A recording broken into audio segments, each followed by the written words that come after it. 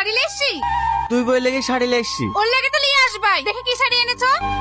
এইটা আমার খুব পছন্দ, আমি এই শাড়িটাই নেবো। তুই নেবো বললে হবে, এই শাড়িটা আমারও পছন্দ, আমি নেবো। আরে তুমি ঝামেলা করছো কেন? এই দোকানে একটা শাড়ি আছে, এই শাড়িটা নাও না। আমি ঝামেলা করছি? এই শাড়িটা আমার পছন্দ, আমি নেবো। কিন্তু ওই শাড়িটা ওকে নিতে বলো না। তুই নেবি মানে? এই শাড়িটাকে আমি পছন্দ করেছি, আমি নেবো। ছাড় শাড়ি।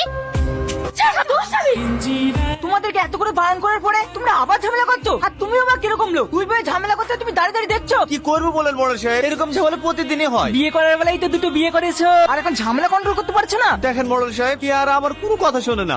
আমি যদি কিছু বলতে যাই তাহলে আমার সঙ্গে খুব খারাপ ব্যবহার করে। দেখো আমি সাফ সাফ বলছি, তোমাদের জন্য যে গ্রামের লোকের অসুবিধা হোক সেটা আমি চাইনি। তুমি যখন দুটো বিয়ে করেছো, ঝামেলা কন্ট্রোল করতে পারছো না, তাহলে একটা বউকে বাড়িতে রাখো আর একটা বউকে অন্য জায়গায় জমি কিনে ঘর করে দাও, তাহলে তো সব সমস্যার সমাধান হয়ে যায়। সে নয় তো বুঝলাম, কিন্তু জমি কিনে ঘর করা সে তো অনেক টাকার ব্যাপার। অত টাকা পাবো কোথায়? সেটা তোমার দুটো বিয়ে করার আগে ভাবতে হতো। তোমাকে 1 মাস টাইম দেওয়া হলো, এর মধ্যে যদি এই সমস্যার সমাধান না হয় তাহলে তোমাদের সবাইকে এই গ্রাম থেকে টানতে টানতে বের করে দেবো। ঠিক আছে মডেল সাহেব, আমি যা করি হোক ওকে বাড়ি করে দেবো।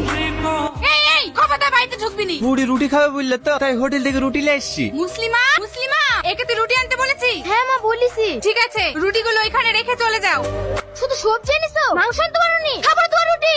রুটি দিয়ে কেনে? চুটি দিয়ে মুখে মার। আজ 1 সপ্তাহ হয়ে গেল 2000 টাকা দিয়েছি, এখনো টাকা দেওয়ার নাম নাই। বিশ্বাস করো, আমার কাছে 1 টাকাও নাই। মেয়েতে এই রুটিটা খেতে চাইলে তো আমি হোটেল থেকে ধার করে নিয়ে আসলো। তুমি যে মেয়ে মেয়ে করছো, মেয়ের জন্য 2 পিস মাংস নিয়ে আসলে কি তোমার সয় সম্পত্তি সব শেষ হয়ে যেত?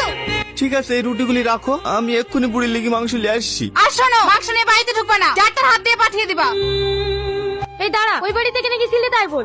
আমি যাইনি তো। এই তুই যাসনি? আমার মিথ্যে কথা বলছি, আমার কাছে সব খবর আছে। ওই সতীনকে রুটি দাসলি?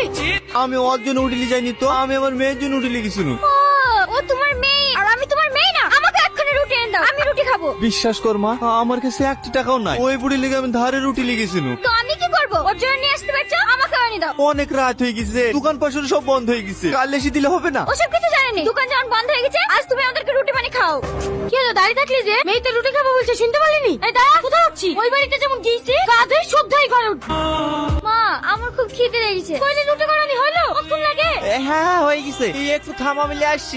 দেখালে বুড়ি রুটি তো খাবে, পানি রেখে এনে দেবে তোর মরা বাপ। আমি লিয়ে আসছি। সালমা, পাশে কোনো খাবার নাই, আমার খুব খিদে লেগেছে। কেনে? সতীনের কাছে গিয়েছি, সতীন তোকে খেতে দেয়নি? খেতে দিলে কি তোমার সাথে চাতুক? এখন কোনো খাবার নেই, সকালে খাস, চুপচাপ শুয়ে পড়। আর একটা কথা শোন, রান্নাঘরে বিস্কুট আছে, খবর দিলে খাবিনি। সকালবেলায় বুড়ি খেয়ে প্রাইভেট যাবে, ও আবার বিস্কুট ছাড়া চা খেতে পারে না। ড্যাং ড্যাং করে চলে আসছে, টাকার প্রতি কি লোভ দেখো। ওরে বাবারে, আমার একই লোভ আছে, আর ওর লোভ নাই। তারপরে তো ভোরবেলা থেকে এসে দাঁড়িয়েছো। এই মুখ সামলে কথা বলবি। টাকা নিতে এসছি, ভদ্রভাবে টাকা নিয়ে বাড়ি যাবি। এই পেমেন্ট পেয়েছি? হ্যাঁ পেয়েছি। এই ব্যাগটা আমাকে দে, আমি ভাগ করে দিচ্ছি।